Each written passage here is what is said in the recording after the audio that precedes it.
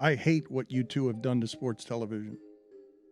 You can say that all you want to. I would say, who the hell are you to sit up there and say me and him? What about you?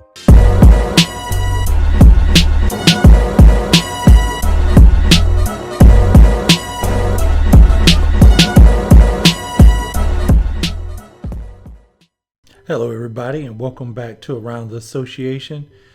Stephen A. Smith actually was a recent guest on the Batard show, and anyone that has been watching ESPN longer than 3-4 years, remember Batard had a show on ESPN. Stephen A. and him were colleagues, and they actually had a chat about a number of topics.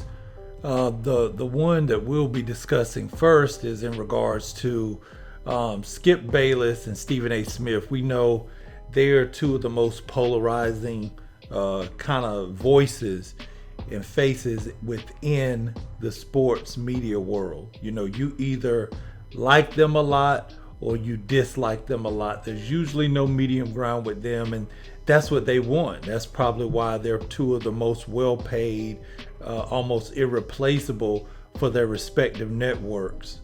Now, Batard, he actually doesn't believe that's always a good thing. When you're talking about sports journalism, the way Skip and Stephen A. actually go about their jobs. Take a listen here. I hate what you two have done to sports television. You can say that all you want to. I would say, who the hell are you to sit up there and say me and him? What about you? What the hell were you, living under a rock, teaching at Miami U? You were a part of it too. You ain't innocent. I'm talking about all the imitators that you have birthed.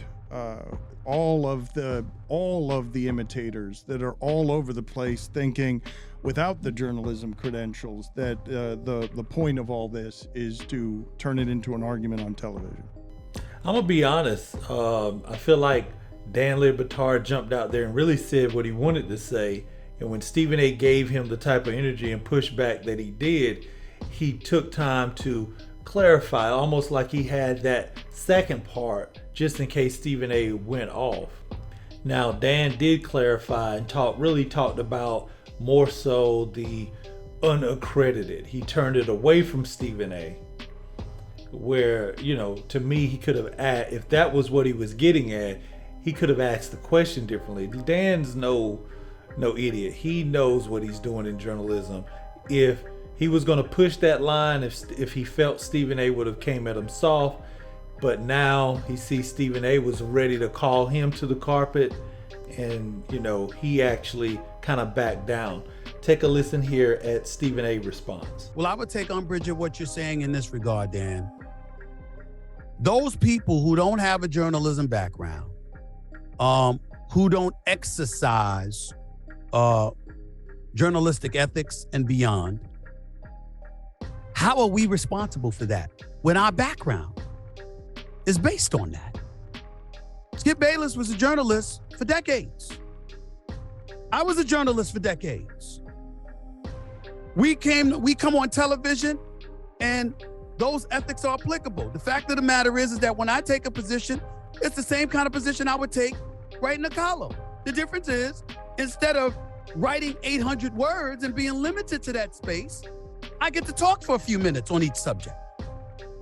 When did it happen that I ignored the fact that I was a journalist for the Winston-Salem Journal, the Greensboro News and Record, the New York Daily News, and then the Philadelphia Inquirer, before I went to CNN-SI and then Fox Sports and then ESPN? When did it occur in my career that I ignored the journalistic tenets that came with the job? Now, that was my first initial thought. But after, continuing on, I saw that Batard had more of a backbone than I thought. You know what I'm saying? He's like, look, we know like your history in journalism is well documented, but instead of actually giving analysis or giving a journalistic take on different things happening in sports, trades, different things, you are shrinking your journalistic background in order to go viral. And Dan stood up. Take a listen here what Dan had to say to refute what Steven just said. Oh, it's not ignoring them. It's that they shrink in the face of the need for the argument as entertainment. It's that Kellerman offers too much nuance, so we have to make it in the form of entertainment. We have to, it's not that it's ignored, it's that the journalism becomes less important. It's the argument, it's the sparks, it's the debate that needs to be carried. Now, this is where Stephen A actually gets real. He puts it down and he gives it to you 110% on that Dan Le Batard kickback on what has sparked this. Take a listen. Yeah, but where you're missing the boat, and I'm actually surprised that you're missing it, Dan, is that it's not about us. It's about the money.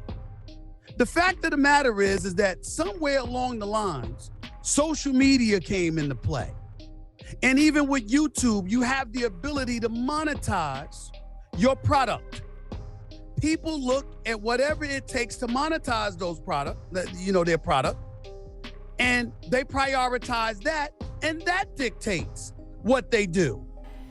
Well, I mean, Stephen A gave it to you straight, no chaser. It's nothing but those greenbacks, which anyone with any sense knows it's the reason why. I mean, especially with ESPN bleeding money, Stephen A even spoke recently on his show No Mercy about how the network's been bleeding money and there's going to be, layoffs, and even joked that he may be one of them, which is, he's saying it's America, it's free enterprise. He could be let go just like the next man.